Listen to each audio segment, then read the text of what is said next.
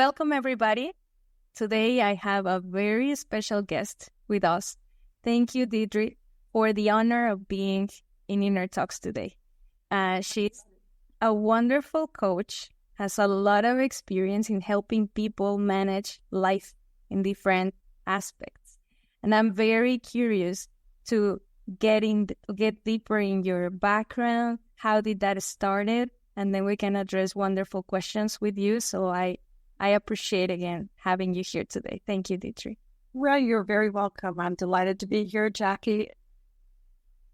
Oh, I've had an interest in human potential and how the mind and emotions work and spirituality for probably most of my life. Certainly going back to the 80s and throughout the 90s when I was going through quite a lot of personal challenges. And at that time, I started reading everything I could get my hands on. And then in the 90s, I actually worked for a church, a very famous church in New York City.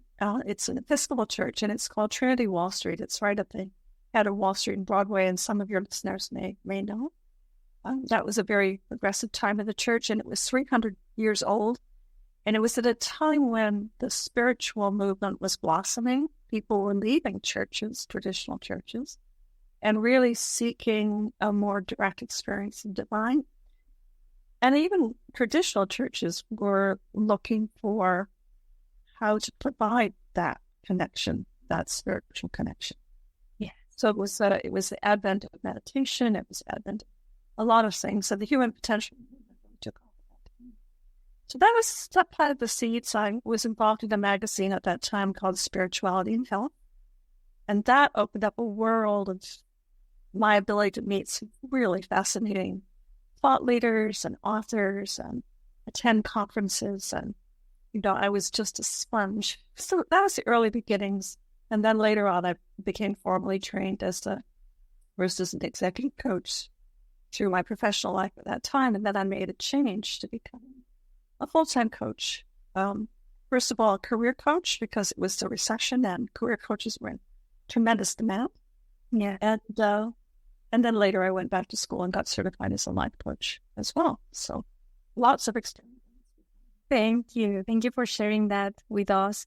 And actually, Didi, that fascinates me. Like the idea of understanding the career of an individual, but at the same time, helping them manage other areas.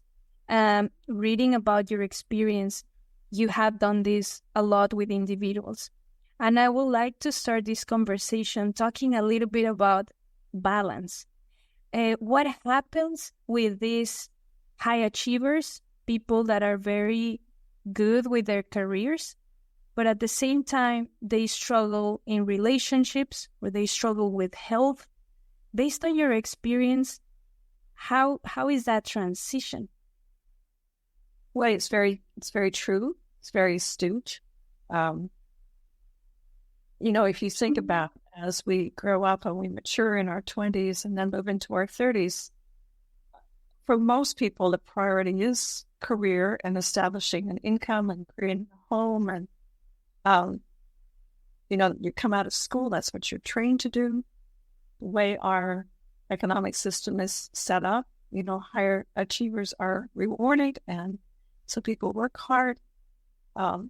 As there were more and more layoffs, actually, at the end of the 00s and into the early teens, they cut out some layers of management and collapsed some of the ranks, so there were fewer people to do more jobs. So it has been very, very stressful for people. So a lot of the people finding their way to me, actually, many do come in the career door. Often they are either in a transition that they didn't ask for, or they're in a transition that they want to create because it's reached a point where they're just so out of balance and unhappy. And one of the things we work on is, okay, how do you create a vision for your life that honors your gifts, honors your need to make a living and have abundance in your life, but also have, there's it holds the possibility there of having mental, emotional, and spiritual health, and also healthy relationships. So in my world, a vision statement has to include all of that. In fact, I'll tell you something, Jackie. I was a career coach at Right Management first. I was trained by Right Management is owned by Manpower, which is one of the largest outplacement companies in the world, maybe the largest actually. It's a talent management company.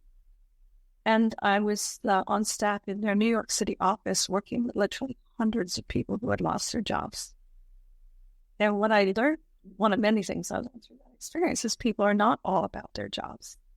So part of my motivation for going back to school for a couple of years to get certified as a life coach was so that I could actually help people address this balance that you're talking about. Yes. And I believe it's really important because we live in such a complex society in which we have so many demands. And at the same time, we have to keep up with all of those aspects of our lives. And I would like to ask on this. You talk a lot about how hard it can be also to change. Like the aspect of change by itself can be hard to process for an individual. Can you tell us a little more about that when somebody is going through those motions of starting to be more, having better disciplines or just habits, and this process can be really challenging? Yes, and that's a multifaceted question. Yes. I'll do my best I can. I want to say something else about balance before we get into that. I think it's very hard to have balance in a given day or even in a given week. Sometimes life demands that we put more emphasis into our work, or life demands that we put more emphasis into our children, our aging parents, or we have a health issue. So there's an ebb and flow to it. What we're really seeking is balance over time. Is a respect for all of those elements of life, and the ability to make intentional decisions for yourself with a vision in mind for what you're trying to create, rather than just being at the default of whatever comes at you. We love that. One of the things that we teach people is that we have a point of power inside of ourselves, which is a lot stronger and has a lot more choices than most of us give ourselves credit for. So recognizing that we all have circumstances, we all have facts, we all have things going on outside of ourselves that impact us. We have certain belief systems about what is or is not possible for us within those circumstances. I love that. Yeah, and that relates to your question about change. Yes. We begin then to recognize that we might have more power to make decisions for ourselves despite circumstances. Then that opens up, some different possibilities, but then we might have to change, right? We might have to get a different job, leave a relationship, join a gym and actually commit to an exercise program, a number of different things. Human beings, for whatever reason, resist change. There's a part of us that wants to grow, that is called to grow, that has longings, that has discontents. And there's almost an equal part of ourselves, which is, sticks with the devil, if you will. It actually comes from a part of the brain called the amygdala. And this part of our brain, which I don't think has evolved a whole lot since caveman days. A lot of our have, this part hasn't. It's there for our protection. It's the fear center. And once we push the boundary of who we've known ourselves to be, oh my God, change, trouble at the border, if you will. You mean I'm going to change? So we all have a self-concept, right? We all have a limit to who we've known ourselves to be so far. And we actually have an upper limit, right? We let in only so much good. And it's let in that much success, we let in that much money, we let in that much health, we let in that much love. So when we start to push that, that's when we have to deal with. It's why keeping New Year's resolutions is hard. It's why coaches exist and programs like Weight Watchers. if you look at what it takes for people to actually make significant transformation in their lives, you'll see a triangle. And the triangle consists of, imagine you're in the middle, right? Okay. To grow, you're in the middle. So the bottom is you've got a vision for what you're trying to create. So let's use the Weight Watchers metaphor here. I'm going to lose 20 pounds. I want to be a size 8 again. Okay. That's my goal. Yes. I've tried this. I tried different diets. I've tried all kinds of things that I just cannot get there. So how do people actually do that? Well, what they do is the two other sides of the triangle is some sort of consistent, predictable program where they have to show up and be present and be accountable. And somebody who's in their corner and holding them accountable and encouraging them and believing in them when they don't believe in themselves. That's really powerful because I have encountered a lot of people, entrepreneurs, students, and researchers that are trying to make big changes in their lives, trying to adapt to, challenges in their careers, in their relationships. And they don't know where change begins or how to adapt to new situations. And there's a lot of conversation around this. So what you just shared is very powerful, because how do you set up those main things in your life, right? To know what goes aligned with your heart and at the same time something that you can achieve. So I'm wondering right now, in these programs that you have designed and developed, what would you say is the main thing for them to start these transformations besides reaching out to a professional, correct? Like, I think that would be the first step. But what happens for those that are not ready to take that step of reaching out to a professional, but that they really want to work on themselves? So a couple of things. Those are really great questions, and I appreciate that. So the first thing is to recognize that our thoughts are very powerful. And what we focus on, we get more of that.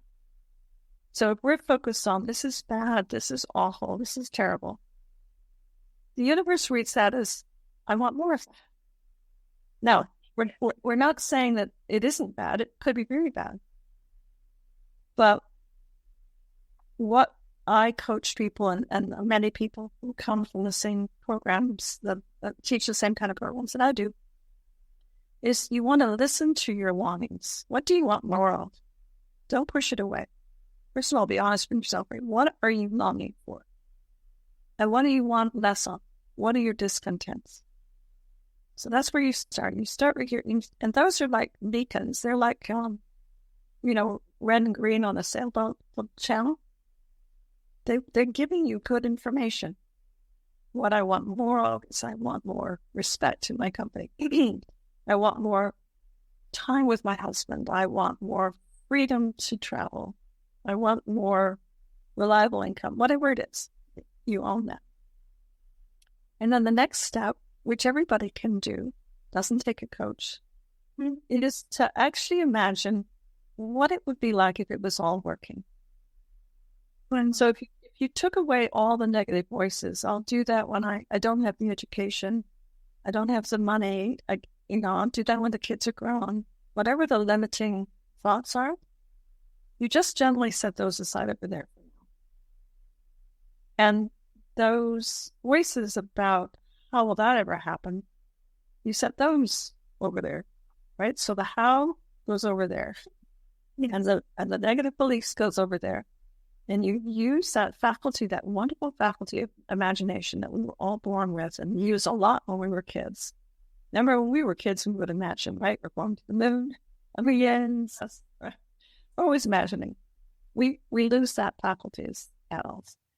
So what we want to do now is employ that faculty, imagination, say, all right, if it all worked out and I could write this script, and it was, let's say 2 to 3 years from now. Let's say 2 years from now. And I look back from 2 years and I said, I love my life. I love my life. What does that look like? What are you doing? Where are you living? Who are you living with? And I encourage people to do this in all 4 domains. You mentioned balance. This is where the balance comes in. So yes, you could start with your work, start with your career.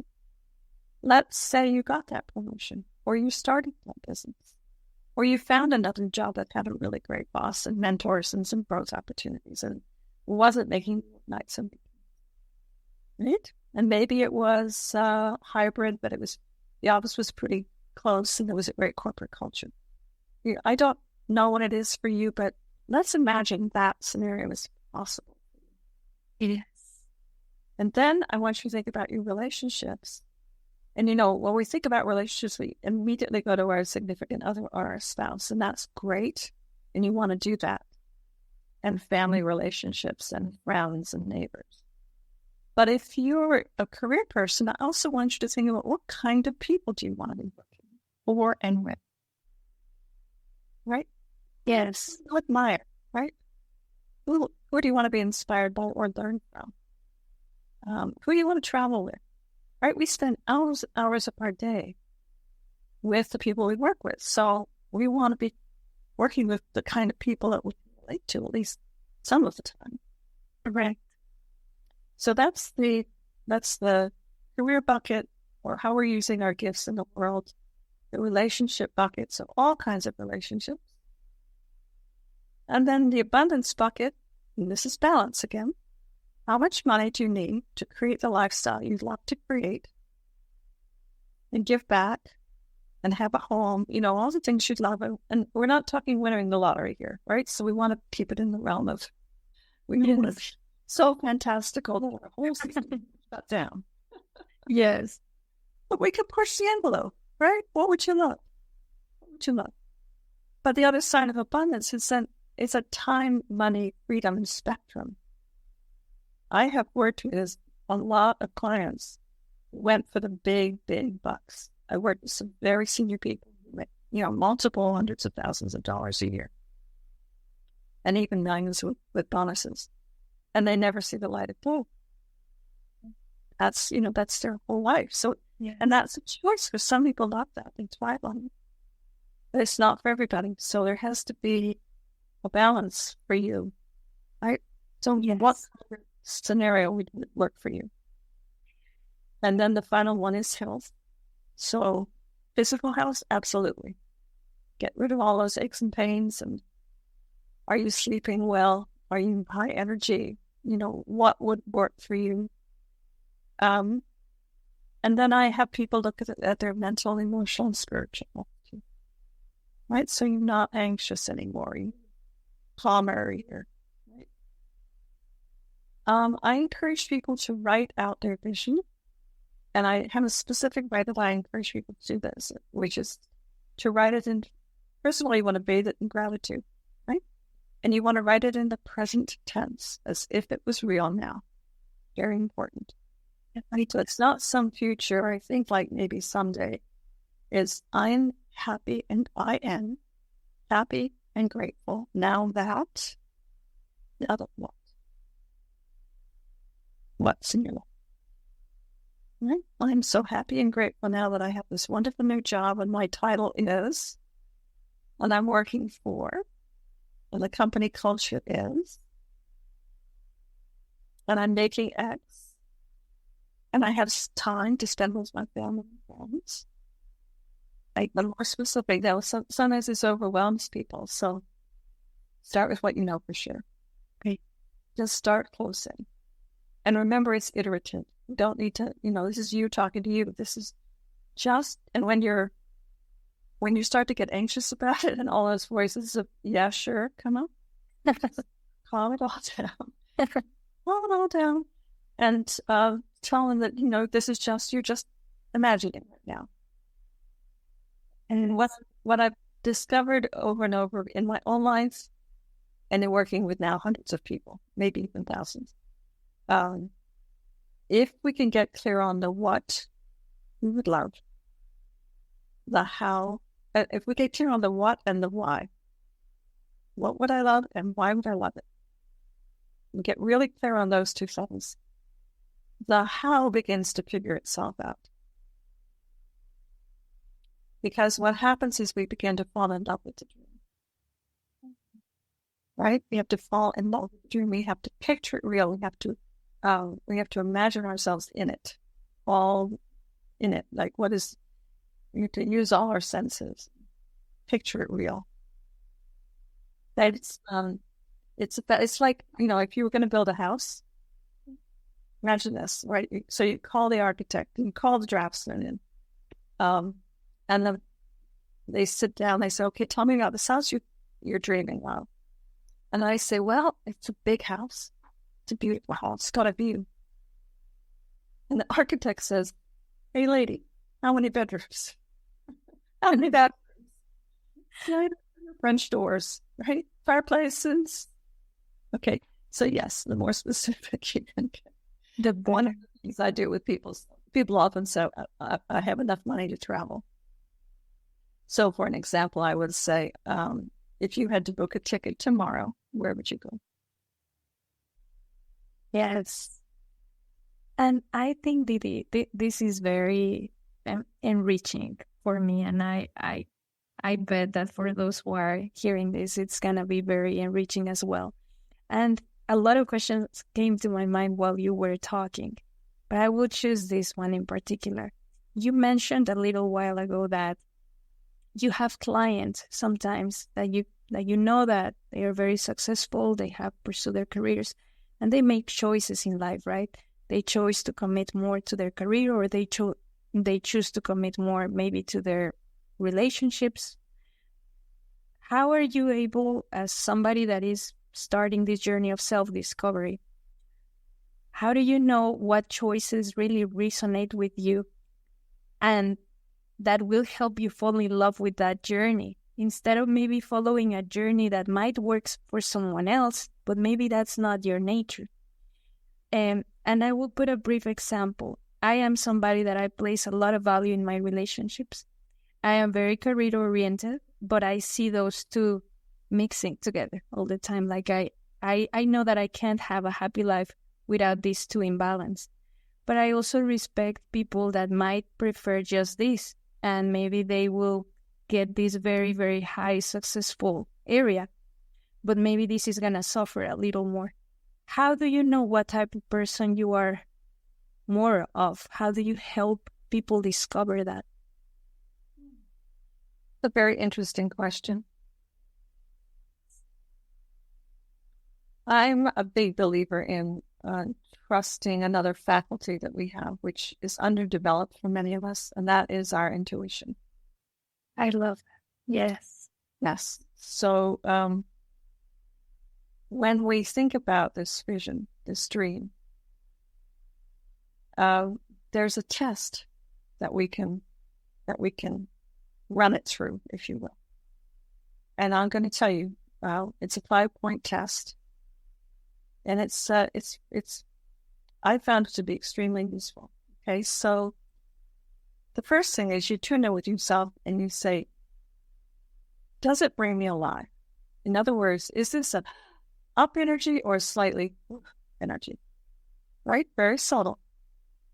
But if there's some aspect of, then it probably needs some refinement. There's some, even though it's great on paper and, it all sounds good and it's going to be impressive.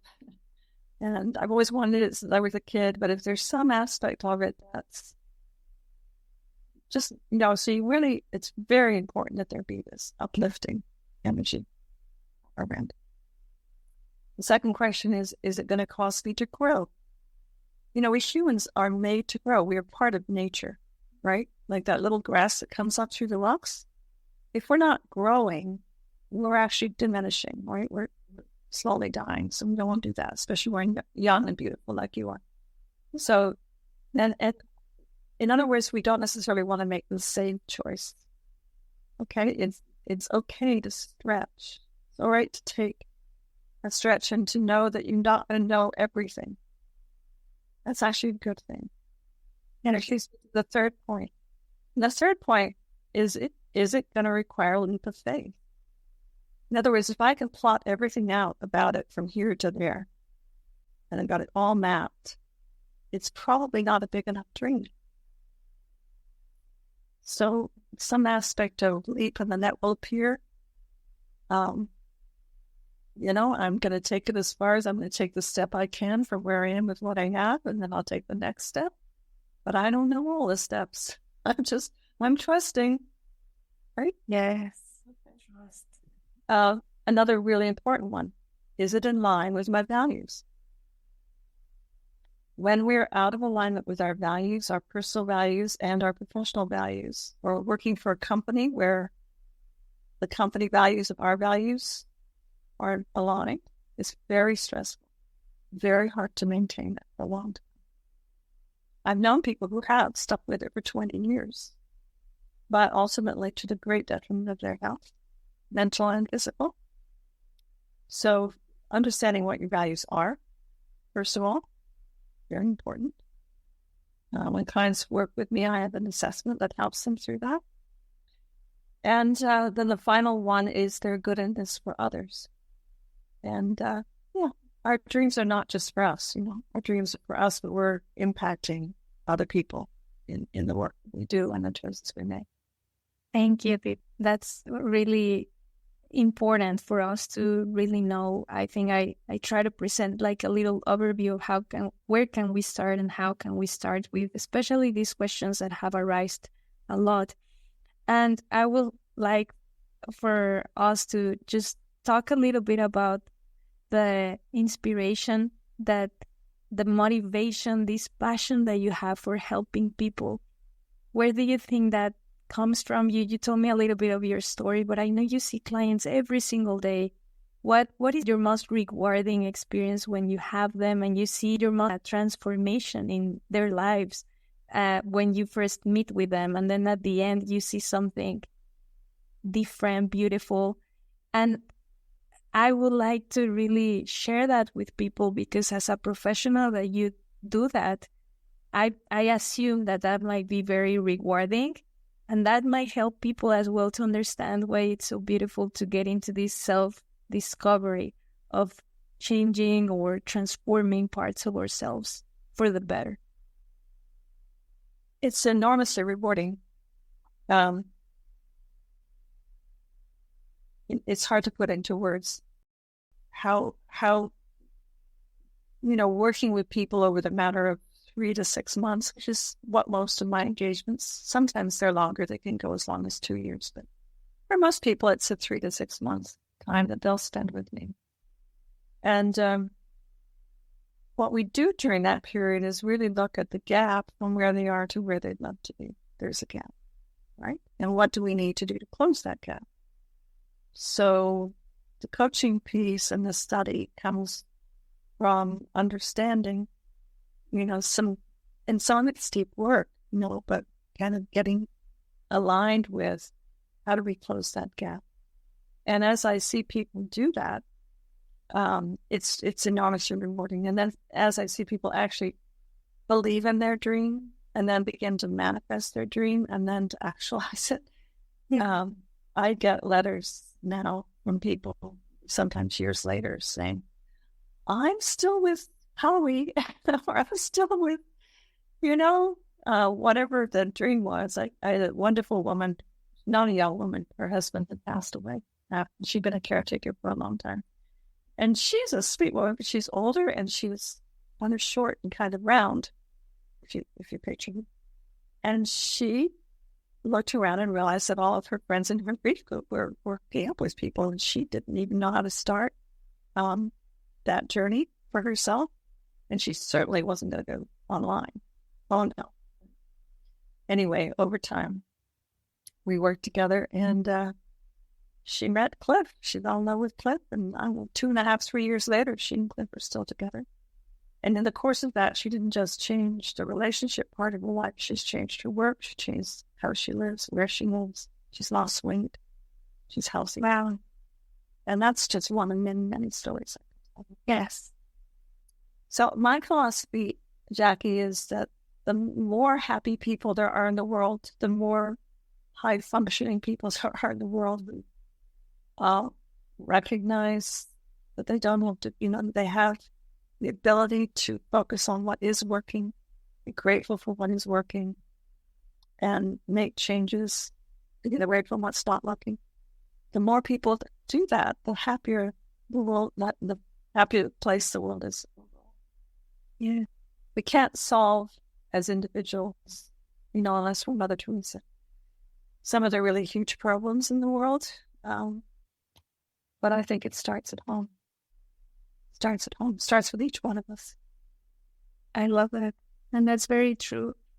I learned that quite a bit ago. It hasn't been long that I realized the importance of happiness and knowing that when we are happy, when we are genuinely feeling that in our soul, we project that and we create this positivity around us. Correct?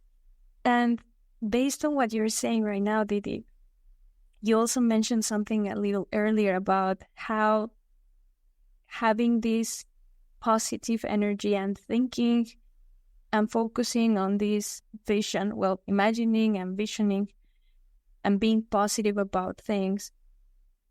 I'm wondering what happens when we have spent so much time for so long, this like big cycle of thinking that things are not possible or things might go wrong or the thoughts are there.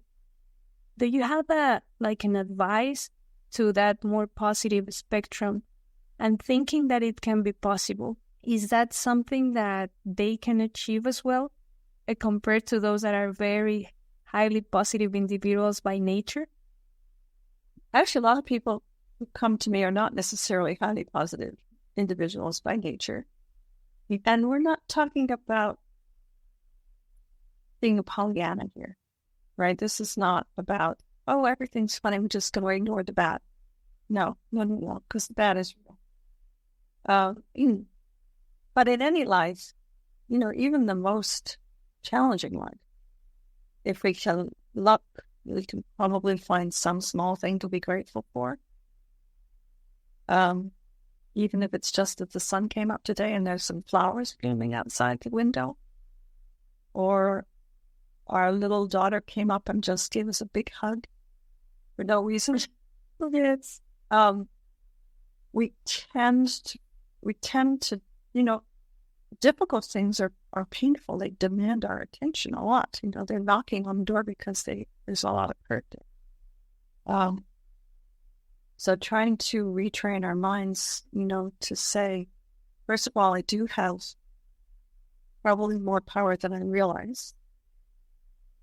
If I can open my mind just a crack, I don't have to open it up 100%. If you open your mind a crack, you're going to end up in a different place, right? Over time, right? So it's a matter of just figuring out a small place to start. For big transformations, usually what I find is that people have reached a pain point that's become intolerable. And there's a readiness to do the work. Other things haven't worked. All the self-help books, even listening to things online. Momentary, good ideas, yes, absolutely, lots of notes. But deep transformation, it really does require putting ourselves in that triangle. And believing it's possible. So having somebody believing in you who don't believe in yourself. I can't tell you how many people have told me after the work we do together, gosh, I wish I'd known this years ago. Why don't they teach this in school? And I've come to believe that you have to have a certain, in order to entertain these ideas, you have to have a certain readiness.